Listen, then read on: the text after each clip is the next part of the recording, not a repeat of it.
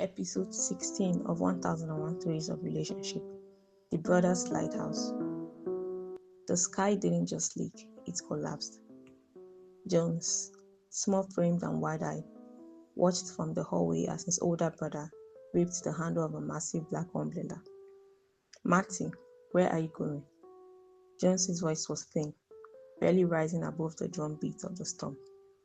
It's too heavy out there.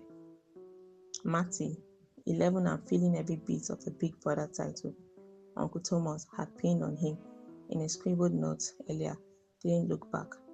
He just stepped into the deluge. Jones watched the door click shut, the knot of cold dread tightening in his 8-year-old chest. The boys were strangers here, staying at Uncle Thomas and Aunt Fancy's house for the holiday. Their guardians had left for a party years ago, leaving behind a simple instruction: take care of your brother. Matty was used to the reminder, but as he stepped into the wind, his only thought was the snack run he wanted to get for both of them, even without telling Jones. The rain poured down with a heavy rhythmic violence. Matty soon realized the umbrella was a sail, not a shield. The wind buckled tossing the canopy like a trapped bird, until a sudden gust wrenched it from his grip. Oh no, Matty hissed, launching after it. The chase led him through a labyrinth of sharp corners, in sneakers, splashing into deep, bone-chilling puddles until he finally pinned the umbrella against a rough brick wall. Matty stood there, gasping, his breath blooming in the air. He was drenched. His clothes felt like lead, heavy and ice cold against his skin. But as he turned to retrace his steps, the adrenaline ebbed away, leaving a hollow chill in its place. The streets were wrong.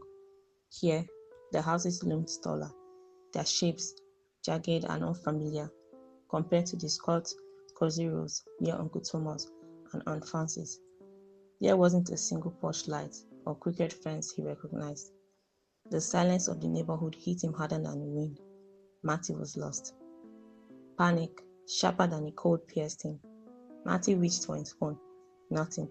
It was still charging on the bed. He had the cash Uncle Thomas had slipped in. But in these unfamiliar streets, money couldn't buy a map. The streets were ghosts of their former selves, devoid of people and lit only by the occasional flicker of a passing car's headlights. Finally, hot tears mingled with the rain on his cheeks.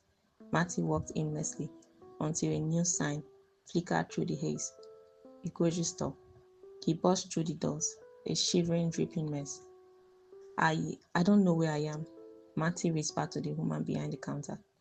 As she asked for his address or a phone number, a sickening thought hit his heart. Matty didn't know Uncle Thomas and Aunt Fancy's house number. He didn't know his parents knew mobile digits. He was a boy without a lighthouse.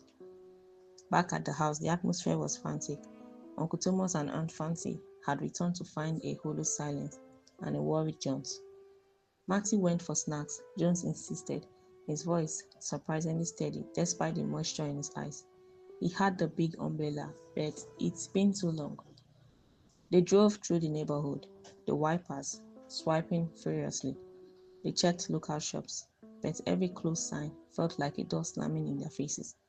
Hope was thinning when Jones spoke up from the back seat. Check the police station, Jones said firmly. Uncle Thomas paused, catching a boy's gaze in the rearview mirror. The station? Why there, Jones? Because Matty is smart, Jones said. If he got lost, he wouldn't just keep walking until he disappeared. He would find someone safe.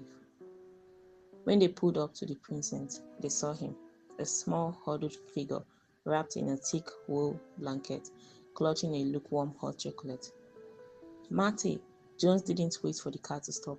He flung the door open and sprinted. The brothers collided in a messy hug of damp cotton and relief. I'm sorry, Jones, Matty choked out. I should have told you. I should have listened. Uncle Thomas placed a heavy, comforting hand on Matty's shoulder. You are safe now. But Jones is the one who led us here. He knew exactly how your mind works. Aunt Fancy knelt down, tucking a stray hair behind Matty's ear. You are the older one, Matty. But today, Jones was your backup. Even when you're in charge, you have to make sure he knows where you're going. Matty looked at his little brother, the boy he usually thought he had to babysit, and saw him in a new light. Jones wasn't just a shadow, he was an anchor. Jones has my back, Matty said, a small tired smile finally breaking through. Always. As they drove home through the dying storm, Matty watched the streetlights. He realized that being a big brother wasn't about being invisible and tough. It was about being connected. From that day on, Matty never left a room without making sure Jones, or someone close to him, knew exactly where to find him. Keep enjoying the episodes of 1001 Stories of Relationship at 1001 Stories of Relationship.wordpress.com.